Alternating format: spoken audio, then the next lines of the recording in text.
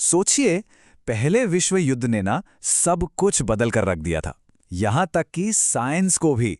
आज की इस कड़ी में हम यही देखने वाले हैं कि कैसे साइंस, जो पूरी दुनिया को जोड़ने वाली एक चीज थी, वो देशों के लिए एक हथियार बन गई। और इस बदलाव को समझने के लिए चलिए सीधे इस एक लाइन पर आते हैं। ये कोई मामूली लाइन नहीं है। ये एक बहुत ही ताकतवर राष्ट्रवादी सोच है जो 1914 में जर्मनी के सबसे बड़े बड़े बुद्धिजीवियों की तरफ से आई थी। और पता है, बस इसी एक सोच ने, इसी एक विचार ने साइंस की पूरी दुनिया को जैसे बीच में से फाड़ दिया। एक ऐसी दरार डाल दी कि जो साइंटिस्ट कल तक एक दूसरे के दोस्त थे, वो अब दुश्मन बन गए। देखिए, युद्ध से पहले माहौल बिल्कुल अलग था। साइंस का ना एक सपना था, एक आइडियल था कि भाई ज्ञान की कोई सरहद नहीं होती, कोई देश नहीं होता। साइंटिस्ट एक ग्लोबल कम्युनिटी का हिस्सा थे, सब मिलकर काम करते थे। लेकिन ये एक ऐसा सपना था जो बहुत बुरी तरह टूटने वाला था। और इस सपने के टूटने की शुरुआत हुई एक चिंगारी से। ल्यूवेन की लाइब्रेरी का जलना, ये बस एक बिल्डिंग का जलना नहीं था। सोचिए, ये तो जैसे ज्ञान के एक मंदिर को, एक साझा विरासत को राख में मिला देने जैसा था। और बस इसी एक घटना ने दुनिया भर के वैज्ञानिकों के सामने एक सवाल खड़ा कर दिया, तुम किसके साथ हो? अब जब जर्मनी पर यह बर्बर होने के इल्जाम लगे, तो वहां के बुद्धिजीवियों ने सिर्फ अपना बचाव नहीं किया, नहीं, उन्होंने तो एक कदम आगे बढ़कर एक ऐसा घोषणा पत्र, एक मैनिफेस्टो निकाला जिसने साइंटिफिक दुनिया में आई उस दरार को हमेशा के लिए एक गहरी खाई में बदल दिया। इस मैनिफेस्टो में एक बहुत ही चौंकाने वाली बात कही गई। इसने कहा कि जर्मनी की संस्कृति और जर्मनी की सेना एक ही चीज है, अलग नहीं है। और इससे भी ज्यादा हैरान करने वाली बात, इस पे साइन करने वालों में मैक्स प्लैंक और फ्रिट्ज हावर जैसे उस जमाने के सबसे बड़े साइंटिफिक दिमाग शामिल थे। अब जरा सोचिए कि राष्ट्रवाद की ये लहर कितनी जोरदार थी। इन आंकड़ों को देखिए। एक तरफ सैकड़ों साइंटिस्ट्स अपने अपने देश के सपोर्ट में मैनिफेस्टो पर साइन कर रहे थे, और दूसरी तरफ शांति की एक अकेली, बहुत ही कमजोर सी आवाज थी। किसकी? एल्बर्ट आइंस्टाइन की। उनकी अपील पर कितने साइन हुए होंगे? बस 4। सोचिए, सिर्फ 4। आइंस्टीन के लिए तो ये एक बहुत बड़ा सदमा था। वो देख रहे थे कि उनके दोस्त, उनके साथी सब के सब देशभक्ति के इस जुनून में बहे जा रहे हैं, और वो खुद को इस सामूहिक पागलपन में, जैसा उन्होंने कहा था, बिल्कुल अकेला महसूस कर रहे थे। इस पूरे माहौल ने ना हर साइंटिस्ट के सामने एक बहुत मुश्किल सवाल खड़ा कर दिया, एक दुविधा कि पहली जिम्मेदारी, पहली वफादारी किसके लिए है, अपने देश के लिए या फिर पूरी इंसानियत के लिए। और इस दुविधा को समझने के लिए ना इन दो लोगों से बेहतर कोई उदाहरण नहीं हो सकता। दो महान दिमाग, दो अलग रास्ते। एक तरफ एल्बर्ट आइंस्टाइन, एक शांतिवादी, एक इंटरनेशनलिस्ट जो सरहदों के पार सोचते थे, और दूसरी तरफ फ्रिट्ज हाबर, एक कट्टर देशभक्त जिसने अपना पूरा दिमाग, अपनी पूरी काबिलियत जंग के लिए झोंक दी। इस जंग की कीमत सिर्फ विचारों में नहीं, बल्कि इंसानी जानों में भी चुकाई जा रही थी। और इसका सबसे दर्दनाक चेहरा थे हेनरी मोस्ले, सिर्फ 27 साल के, फिजिक्स की दुनिया का चमकता हुआ सितारा। लोग कहते थे नोबेल प्राइज पक्का है, और हुआ क्या?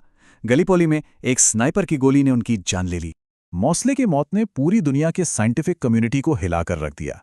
ये सिर्फ एक मौत नहीं थी, ये एक सिंबल बन गई इस बात का कि कैसे साइंस के सबसे बेहतरीन दिमागों को, उनकी प्रतिभा को जंग के मैदान में बेरहमी से कुर्बान किया जा रहा था। अब वापस आते हैं फ्रिट्ज हाबर पर। सच तो यह है कि उन्होंने लगभग अकेले ही जर्मनी को जंग में बनाए रखा। कैसे? देखिए, जब ब्रिटिश नेवी ने जर्मनी के लिए विस्फोटक बनाने वाले नाइट्रेट की सप्लाई रोक दी, तो जर्मनी का हारना तय लग रहा था। तब हाबर सामने आए। उन्होंने अपनी नोबेल प्राइज जीतने वाली प्रोसेस, जिससे वो खाद बनाते थे, उसे बदल दिया और बड़े पैमाने पर विस्फोटक बनाने लगे।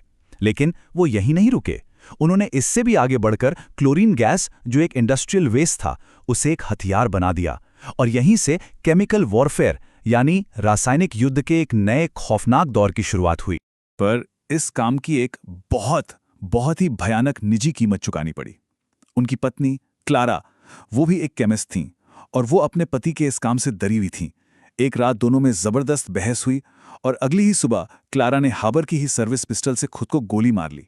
और उसी सुबह अपनी पत्नी की मौत के कुछ ही घंटों बाद हाबर ईस्टर्न फ्रंट के लिए निकल गए। क्यों? रूसियों के खिलाफ पहले गैस अटैक की तैयारी करने।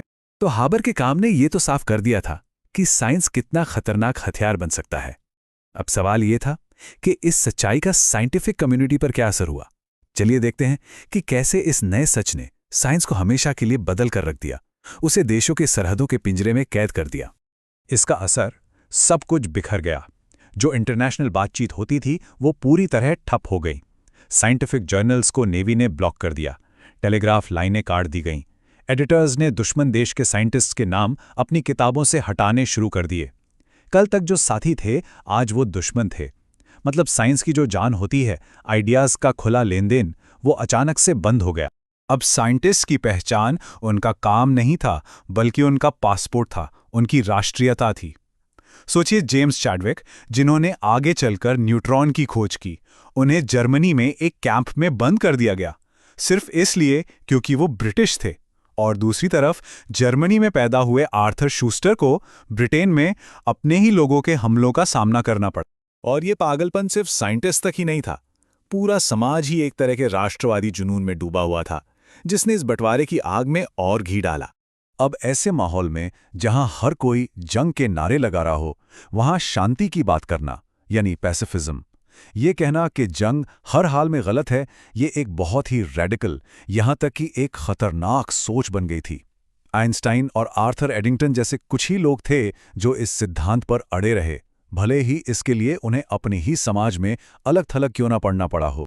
तो सवाल ये है कि इस जंग की विरासत क्या रही? इसने साइंस और सरकार के रिश्ते को हमेशा के लिए कैसे बदल दिया? देखिए, जंग के बाद की दुनिया में सच्चाई बिल्कुल साफ थी। वो जो आइडियल था ना कि ज्ञान की कोई सरहद नहीं होती, वो टूट चुका था। ये साबित हो गया था कि देश के प्रति वफादारी साइंटिफिक भाईचारे से ज़्यादा मजबूत है, और अब साइंस हमेशा के लिए सरकार और सेना का एक ज़रूरी औजार बन चुका था। आइंस्टीन के ये शब्द एक तरह से उस खोए हुए सपने के लिए एक श्रद्धांजलि की तरह हैं। वो सपना जिसमें पूरी दुनिया के वैज्ञानिक एक थे, एक ऐसा सपना जो शायद फिर कभी पूरी तरह से सच नहीं हो पाया। और ये सब हमें आज एक बहुत ही बड़े और ज़रूरी सवाल पर लाकर खड़ा करता है। एक ऐसा सवाल जो उस वक्त भी था और आज भी है, कि आज के दौर में साइंस की वफादारी, उसकी जिम्मेदारी असल में है किसके प्रति? पहले विश्व युद्ध ने साइंस को एक बहुत ताकतवर नौकर तो बना दिया, लेकिन ये सवाल आज भी हमारे सामने खड़ा है कि उस नौकर का असली मालिक कौन है? पूरी इंसानियत या फिर एक देश?